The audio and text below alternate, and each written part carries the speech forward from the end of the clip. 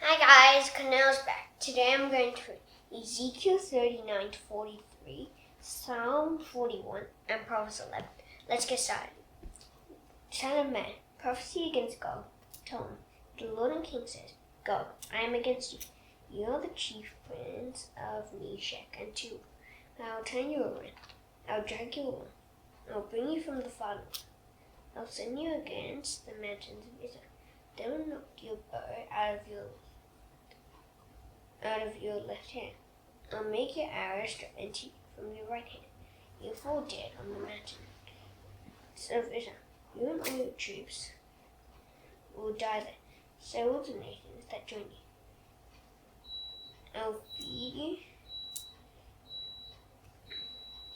feed you to all kinds of birds that eat dead bodies. So they and the wild animals will eat you up.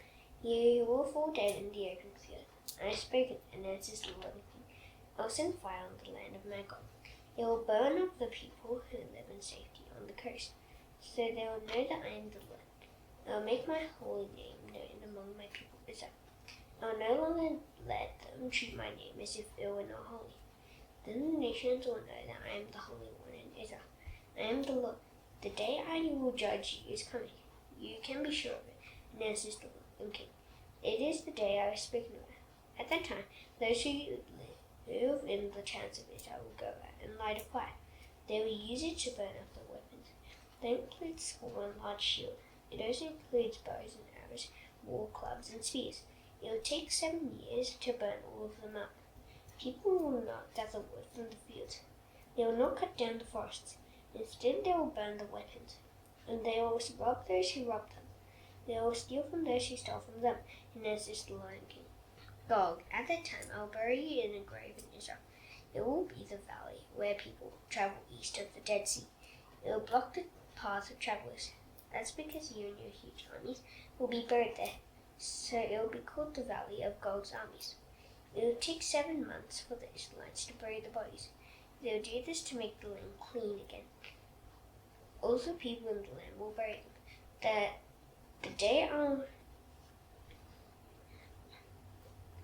The day that I shall help glorify you will be a time to remember. This is what the Lord King announces. People will keep being hired to make the land clean again. They will go all through it. Then the others will bury any bodies lying on the ground. After 7 months, they will search even more carefully. As they go through the land, here's what they do. When anyone sees a bone, they will put a marker beside it. Then those who dig the graves will take the bone to the Valley of Gog's armies. There they will bury it. That is how they will make the land clean again. Also, a town called Gog's armies is near there. The Lord and King said to me, Son of man, speak to every kind of bird. Call out to all the wild animals. Tell them, gather together, come from everywhere. Gather around the sacrifice I am preparing for you. It is the great sacrifice on the mountains of Israel. There you will eat human bodies and drink human blood. You will eat the bodies of mighty men. You will drink the blood of the princes of the earth. You will eat their bodies and drink their blood. You will do this as if they were rams and lambs, goats and bulls. You will enjoy it as if you were eating the fattest animals from Bashan. So I am preparing a sacrifice for you. You will eat fat until you are completely full. You will drink blood until you are drunk. At my table you will eat horses, riders, mighty men, and soldiers until you are full. Announces the Lord and King. I'll show all the nations my glory. They'll see how I punish them when I use my power against them. From that time on, the people of Israel will know that I am the Lord their God.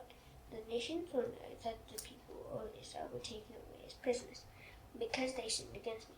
They were not faithful to me, so I turned my face away from them. I handed them over to their enemies. All of them were killed by swords. I punished them because they were unclean. And they did many things that were wrong, so I turned my face away from them. The Lord and King says, I will now cause the people of Jacob to recover from my judgment. I will show my tender love for all the people of Israel. I will make sure that my name is kept holy. My people will forget the shameful things they have done. They will not remember all the ways they were unfaithful to me. They used to live in safety in their land. At that time, no one made them afraid. So I will bring them back from the nations. and I will gather them from the countries of their enemies, and I will use them to prove how holy I am. To many nations, how holy I am. Then they will know that I am the Lord their God.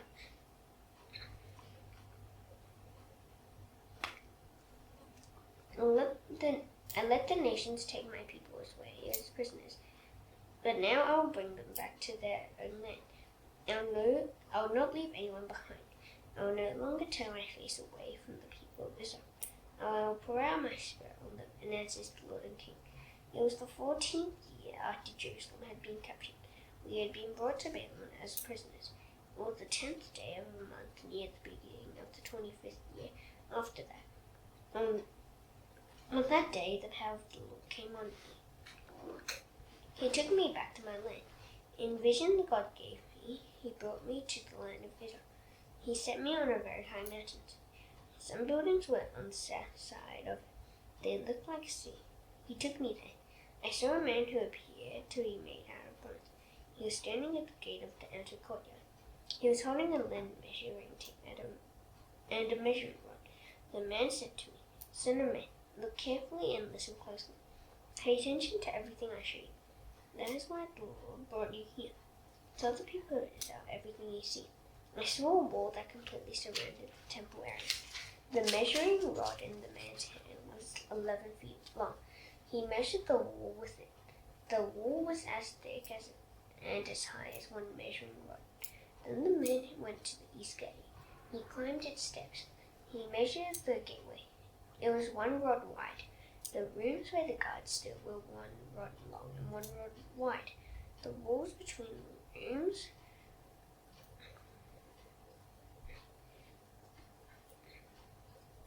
were almost 9 feet thick. The gateway next to the porch was 1 rod wide. The porch faced the front of the temple. Then the man measured the porch of the gateway. It was 14 feet wide. Each of its doorposts was 3.5 feet thick. The porch of the gateway faced the front of the temple. Inside the east gate were 3 rooms on each side. All the rooms were the same size. The walls on each side of the rooms had the same thickness. Then the man measured the entrance of the gateway. It was 18 feet wide and 23 feet long. In front of each room was a wall. It was 21 inches high.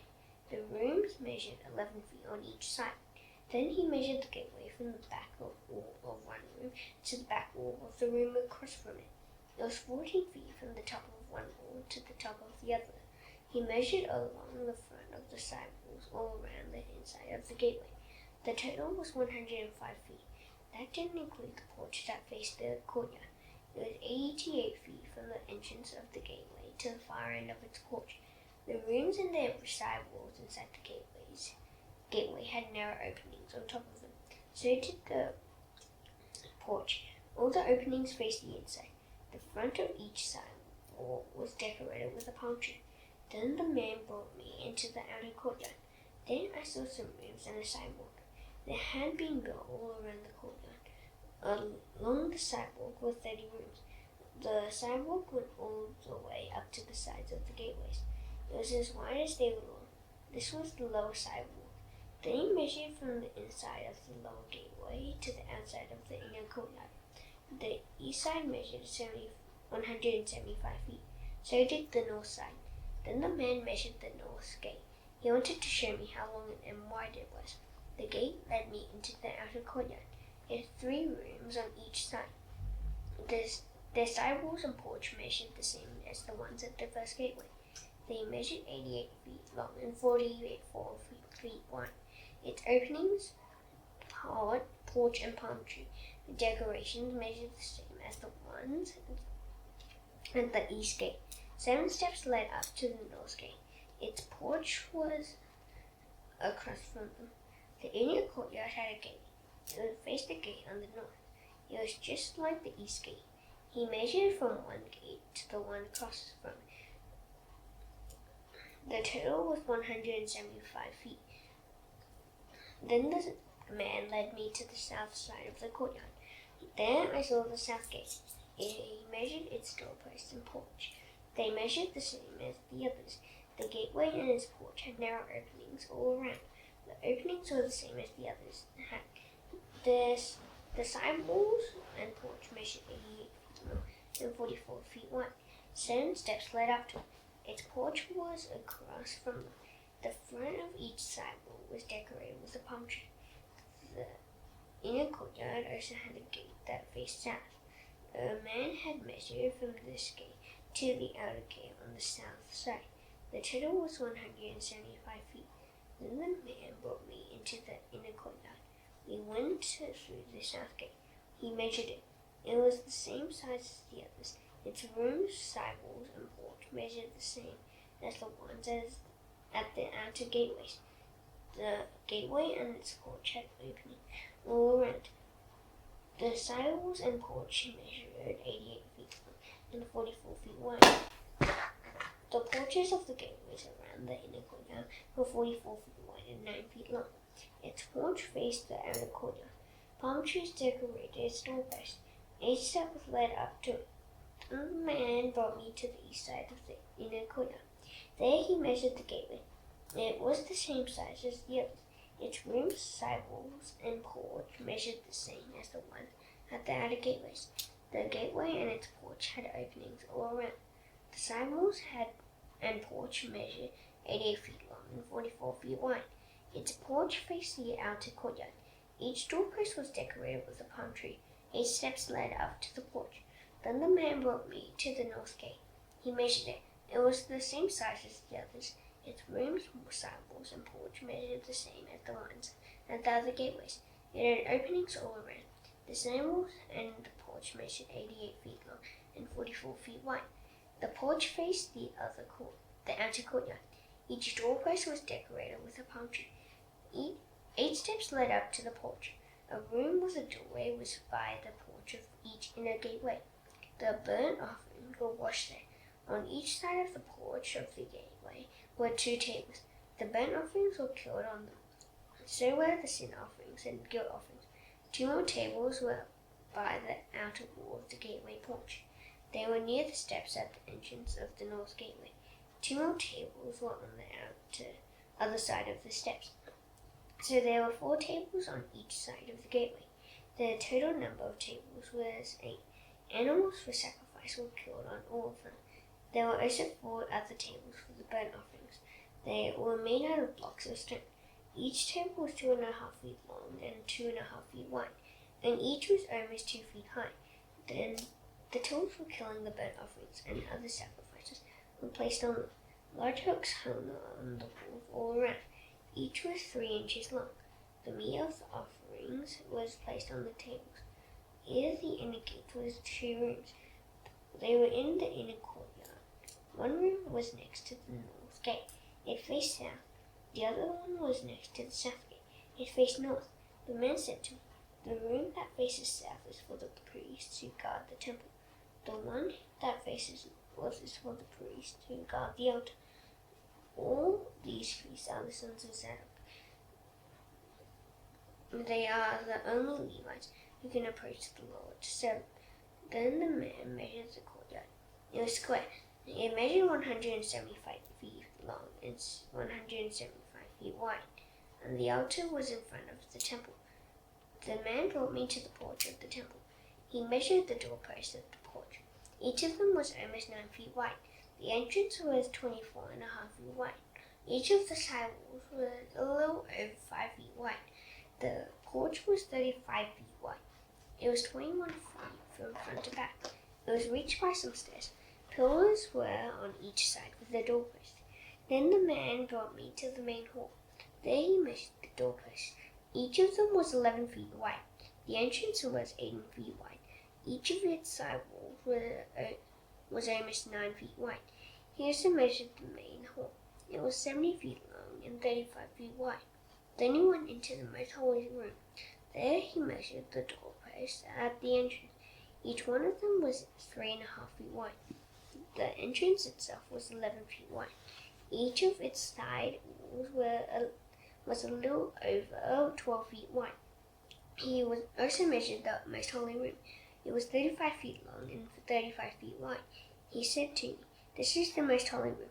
It was beyond the back wall of the main hall. Then the man measured the wall of the temple. It was 11 feet thick Each side room around the temple was 7 feet wide. The side rooms were on 3 floors. There were 30 rooms on each floor. Ledges had been built all around the wall of the temple, so the floor beams of the side rooms rested on the ledges. The beams didn't go into the temple wall. The side rooms of the temple were wider as we went up floor by floor. A stairway went from the lowest floor all the way up to the top floor. It passed through the middle floor. I saw that the temple had a raised base all around it. The base formed the foundation of the side rooms. It was as long as one measuring rod, so it was 11 feet long. The outer wall of each side room was almost 9 feet thick. The open area between the side rooms of the temple and the priest rooms was 35 feet wide. It went all around the temple. The side rooms had entrances from the open area. One was on the north side, another was on the south. The base next to the open area was almost 9 feet wide all around. There was a large building right behind the temple. It was on the west side of the outer courtyard. It was 123 feet wide. Its wall was almost 9 feet thick all around, and it was 158 feet long. Then the men measured the temple. It was 175 feet long. The open area and the large building behind the temple also measured 175 feet. The east side of the inner courtyard was 175 feet wide.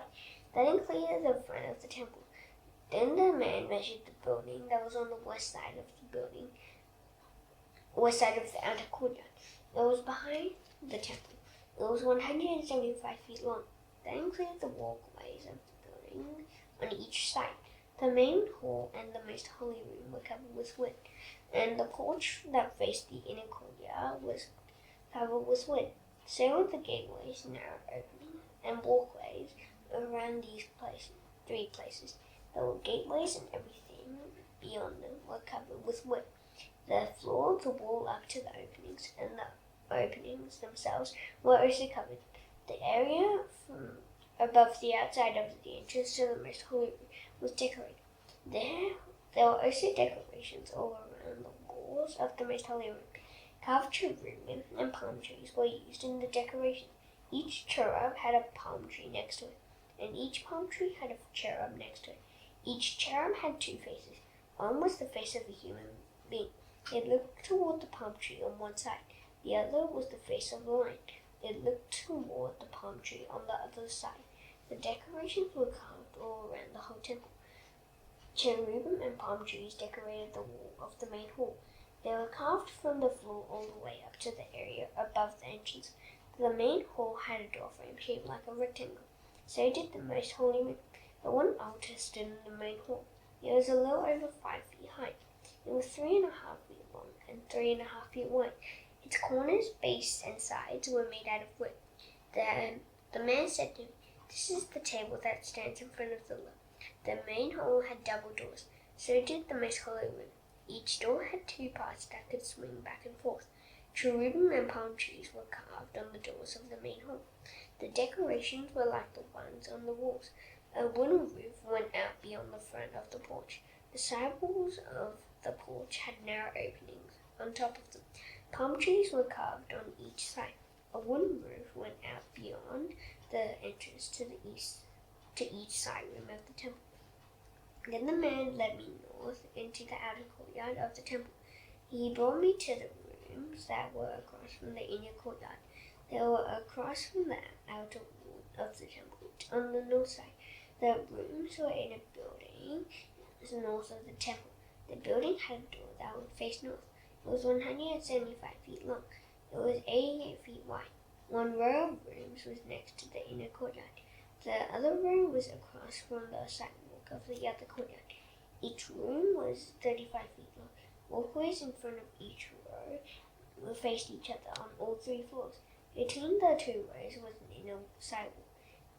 It was 18 feet wide and 175 feet long. Each of the rooms had a door on the north side. The rooms on the top floor were narrower than the others. The walkways took up more space than these rooms. The walkways took up less space from the rooms on the other 2 floors. The courtyard had pillars, but the rooms on the top floor didn't. So their floor space was smaller than the space in the rooms on the outer floors. The building had an outer wall. It was even with other row of rooms and with the other courtyard. The wall continued east of the outer row for 88 feet.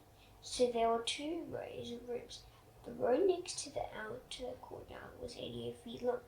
The one closest to the temple was 175 feet long. The first floor of the building had an entrance on the east side. It led to the outer courtyard. There were also 2 rows of rooms in a building next to the south side of the inner courtyard. The building was across from the south wall of the outer courtyard. Between the 2 rows was an inner side wall. The rooms were like the ones in the north building. They were as long and wide as the rooms on the north. The doorways of the rooms on the south were like the ones on the north. People entered the south rooms through the doorway at the east end of the inner side wall. The south wall continued east of the outer row of rooms. The man said to me, "The north and south rooms face the inner courtyard. They are the priests' rooms. That is where the priests who approach the Lord will eat the very holy offerings. They will also store them there. That includes the grain offerings, sin offerings, and guilt offerings. This place is holy. The priests who enter these holy rooms must leave behind the clothes they served in. Then they can go to the outer courtyard. The clothes they serve in are holy, so the priests must put other clothes on. They have to do that before they go near the places where other people go." The man finished measuring what was inside the temple area. Then he led me out through the east gate. He measured all around the area. He measured the east side with his measuring rod. It was 875 feet long. He measured the north side. It was 875 feet long. He measured the south side. It was 875 feet long. Finally, he turned and measured the west side. It was 875 feet long. So he measured the area on all 4 sides. It had a wall around it. The wall was 870 feet long and 875 feet wide. It separated what was holy from what was not. Then the man brought me to the east gate. There I saw the glory of the God of Israel. He was coming from the east. His voice was like the roar of rushing waters. His glory made the land shine brightly. The vision I saw was like the one I had when he came to destroy the city. It was also like the visions I had seen by the Kebar River. I fell with my face toward the ground. The glory of the Lord entered the temple through the east gate. Then the Spirit lifted me up. He brought me into the inner courtyard. The glory of the Lord filled the temple. The man was standing beside me. I heard someone speaking to me from inside the temple. He said, "Son of man, this is the place where my throne is. The stool for my feet is also here. I will live here among the people of Israel forever. They will never again treat my name as if it were not holy. They and their kings will not serve other gods anymore. The people will no longer make funeral offerings for their kings. The people of Israel placed their own doorway next to my holy doorway. They put their doorpost right beside mine. Nothing but a thin wall separated us. They treated my name as if it were not holy. I hated it when they did that, so I became angry with them and destroyed them. Now let them stop serving other gods. Let them stop making funeral offerings for their kings. If they obey me, I will live among them forever. Son of man, tell the people of Israel about the temple. Then they will be ashamed of their sins. Let them think carefully about how perfect it is. What if they are ashamed of everything they have done? Then show them all the plans of the temple. Explain to them how it is laid out. Tell them about its exits and entrances. Show them exactly what it will look like. Give them all its rules and laws. Write everything down so they can see. Then they will be faithful to its plan, and they will obey all its rules. Here's the law of the temple. The whole area on top of Mount Zion will be very holy. That is the law of the temple. The man said, "Here's the size of the altar. The standard measurement I am using is 21 inches. The altar has a drain on the ground. The drain is 21 inches deep and 21 inches wide. It is a rim that is 9 inches wide around the edge. Here's how high the altar is. From the drain to the lower ledge is 3.5 feet. The lower ledge goes around the altar and is 21 inches wide. From the lower ledge to the upper ledge is 7 feet. The upper ledge also goes around the altar and is 21 inches wide. The top part of the altar is where the sacrifices are burned. It is 7 feet high. A horn sticks out from each of its 4 corners. The top part of the altar is square. It is 21 feet long and 21 feet wide. The upper ledge is also square. It is 25 feet long and 25 feet wide. The drain goes all the way around the altar. The rim of the drain is 11 inches wide. The steps leading up to the top of the altar faced east. Then the man said to me, Son of man, the Lord and King speaks. He says, Here are the rules for the altar when it is built. Follow them when you sacrifice burnt offerings and splash blood against it. Give a young bull to the priest as a sin offering. They are Levites from the family of Zadok. They approach me to serve me, and answers the Lord and King. Get some of the bull's blood, put it on the 4 horns of the altar. Also put it on the 4 corners of the upper ledge of the altar and all around the rim. That will make the altar pure and clean. Use the bull for the sin offering. Burn it in the proper place outside the temple. On the 2nd day, offer a male goat. It must not have any flaws. It is a sin offering to make the altar pure and clean.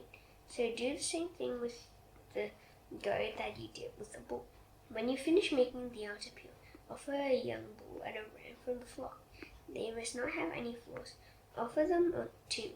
The priest must sprinkle salt on them. Then they must sacrifice them as a burnt offering to me.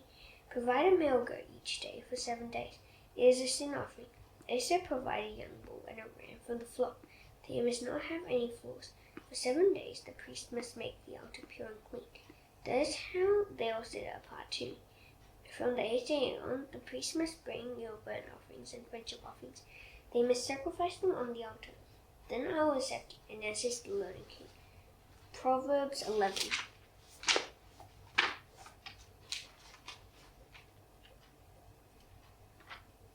The Lord hates it when people use scales to cheat others, but he is delighted when people use honest ways. When pride comes, shame follows, but wisdom comes to those who are not proud. Those who do what is right are guided by their honest lives, but those who are unfaithful are destroyed by their lies. Wealth isn't worth anything when God judges you, but doing what is right saves you from death. The ways of honest people are made straight because they do what is right, but those who do what is wrong are brought down by their own sins. Godly people are saved by doing what is right, but those who are unfaithful are trapped by evil longings. Hopes placed in human beings will die with them. Everything their power promised comes to nothing.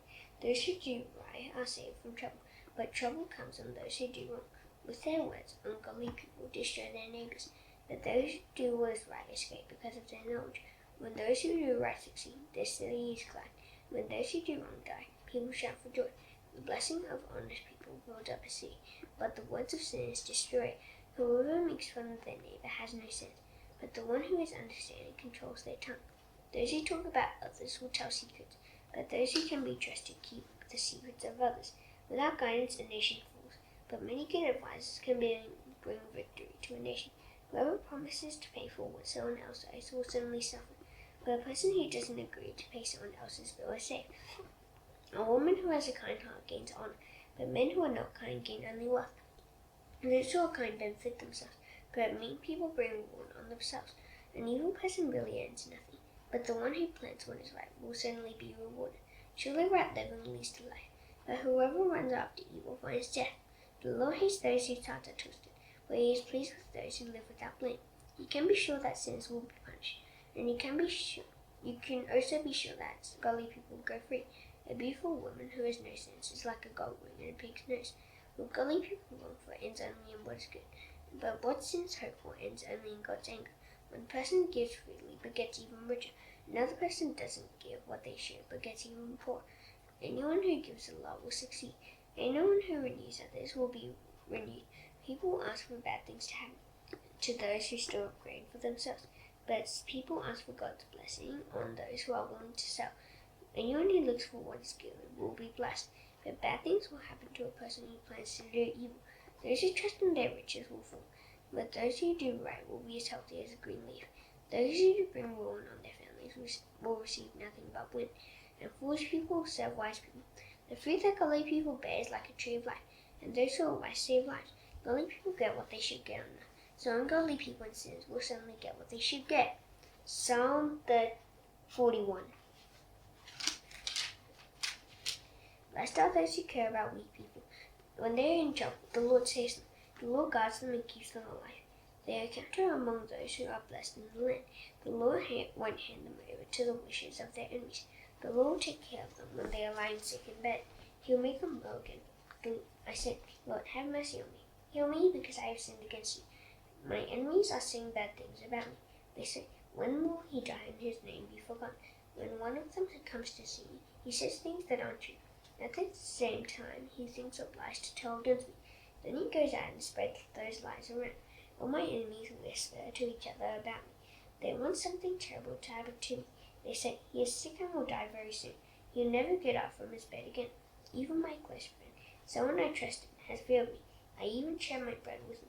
But Lord, may you have mercy on me. Make me well so I can pay him back. Then I'll know that you are pleased with me. Because my enemies haven't won the battle over me. You'll take good care of me because I've been honest. You'll let me be with you forever. Give praise to the Lord, the God of Israel, forever and ever. Amen and amen. Now that's done, I shall now do the Lord's Prayer. Please bow your head. Our Father in heaven, hallowed be your name. Your kingdom come, your will be done on earth as it is in heaven. Give us today our daily bread. Forgive us our debts as we also forgive our debtors. Lead us not into temptation, but deliver us from the evil one. For yours is the kingdom and the power and the glory forever. Amen. See you tomorrow. Bye.